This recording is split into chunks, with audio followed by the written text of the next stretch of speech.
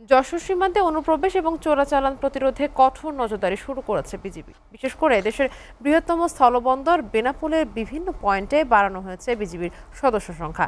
এ নিয়ে বিস্তারিত জানাতে যশোর সীমান্ত এলাকা থেকে সরাসরি যুক্ত হচ্ছেন আমাদের সহকর্মী শেখ নাসির উদ্দিন।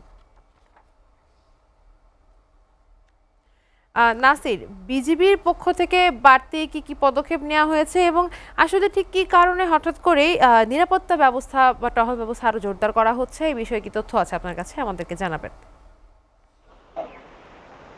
জি নওশীন, ধন্যবাদ আপনাকে। আপনি যেমনটা বলছিলেন, আসলে বিজিবি সদর দপ্তরের নির্দেশনায় আসলে যশোর সীমান্তে ৭১ কিলোমিটার ও খুলনা সেক্টরের অধীনস্থ ৩১ কিলোমিটার অর্থাৎ ১০২ কিলোমিটার সীমান্তে বিজিবি এখানে নিরবিচ্ছিন্ন নিরাপত্তা বলয় গড়ে তুলেছে। কোনোভাবেই যাতে ভারত থেকে বাংলাদেশ অনুপ্রবেশ ঘটতে না পারে সেজন্য বিজিবি রাতে দিনে ২৪ ঘন্টা টহল জোরদার করেছে এবং বিজিবির যেই সব পোস্ট আছে এবং পিওপি আছে এখানে অতিরিক্ত জনবল বৃদ্ধি করেছে। পাশাপাশি বিজিবির সাদা গোয়েন্দা পোশাকে নজরদারি বৃদ্ধি করেছে, বিশেষ করে শিকারপুর, কাশীপুর, রঘুনাথপুর, পুটখালী, কাইবা, অগ্রভুলট এইসব সীমান্তে দিয়ে অতীতেও অনুপ্রবেশ থাকলেও এখন আর অনুপ্রবেশ নাই, বিধায় এসব সীমান্তে বাড়তি জনবল বৃদ্ধি করেছে।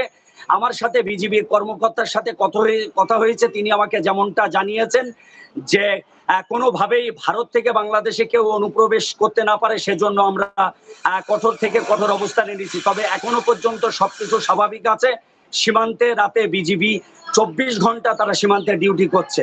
এই ছিল সর্বশেষ যশোরের বেনাপোল থেকে। নাসির, আপনাকে ধন্যবাদ।